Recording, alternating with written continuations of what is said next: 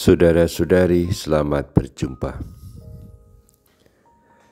Pada kesempatan ini saya ingin mengajak Anda merenungkan adorasi sebagai saat kita menyembah Kristus yang menjadi pokok keselamatan abadi bagi semua orang.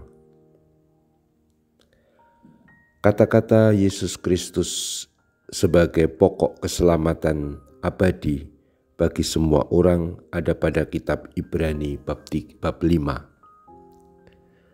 Surat Ibrani berisi mengenai pewahyuan tentang Yesus Kristus yang adalah Imam Agung. Ia adalah Imam Agung yang istimewa, yang menurut tata imamat Melkisedek. Tata imamat Melkisedek menunjuk tata imamat yang langsung berasal dari Allah. Tidak seperti imam-imam besar pada perjanjian lama yang adalah keturunan Harun atau kelompok imam kelompok Lewi. Yesus itu adalah orang Yahudi keturunan Yehuda. Tidak ada darah imam dalam keturunan Israel. Tetapi dia diangkat oleh Allah sendiri menjadi imam agung perjanjian baru, yang satu-satunya imam perjanjian baru, dan menjadi imam agung untuk selama-lamanya bagi kita semua dan umat manusia.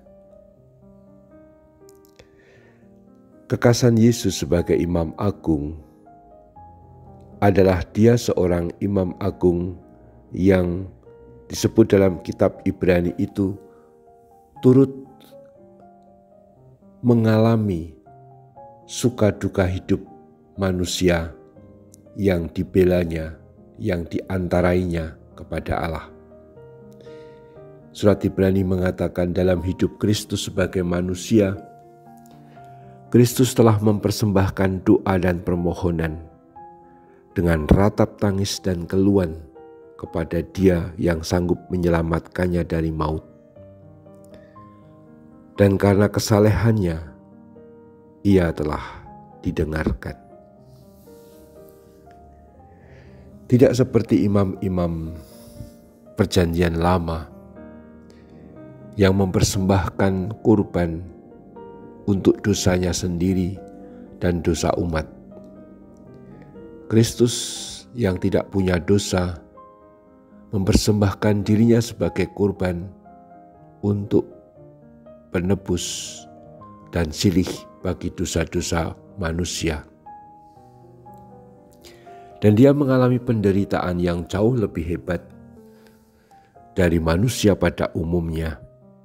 Dan kita tahu betul bagaimana Tuhan Yesus menderita sengsara hingga wafat di salib. Dan sesudah dikatakan dalam kitab Ibrani, sesudah mencapai kesempurnaan dengan wafat dan kebangkitannya itu, Kristus menjadi pokok keselamatan abadi bagi semua orang yang taat kepadanya. Dan ia dipanggil menjadi imam agung oleh Allah menurut tata imamat Melkisedek. Adorasi adalah saat kita menyembah Kristus Sang Imam Agung yang menjadi pokok keselamatan abadi bagi semua orang. Kita pada renungan kali ini memang memfokuskan peran Tuhan Yesus sebagai Imam Agung. Imam Agung itu memiliki tugas mengantarai antara Allah dan manusia. Dia harus dekat dengan Allah sekaligus dekat dengan manusia. Dan Yesus itu tidak ada duanya. Karena dia sendiri adalah anak Allah sehingga dia sangat dekat dengan Allah. Tapi dia juga manusia yang menderita, bahkan menderita dalam keadaan ekstrim. Dengan penderitaan yang begitu hebat, dengan penderitaan salibnya, maka Dia begitu dekat dengan kita manusia yang menderita. Maka kalau kita mendengarkan berita-berita penderitaan manusia, beberapa waktu yang lalu dengan korban kecelakaan pesawat, lalu juga kita ingat terjadinya gempa di Sulawesi Barat, lalu juga tempat-tempat yang sering menjadi jujukan atau tempat banjir, longsor dan sebagainya. Hampir kita selalu mendengarkan penderitaan sesama kita. Dan tidak ada tokoh yang bisa sedekat dengan derita manusia selain Yesus Kristus Tuhan kita. Oleh karena itu, kalau kita adorasi, mari kita mengingat orang-orang sesama kita yang menderita.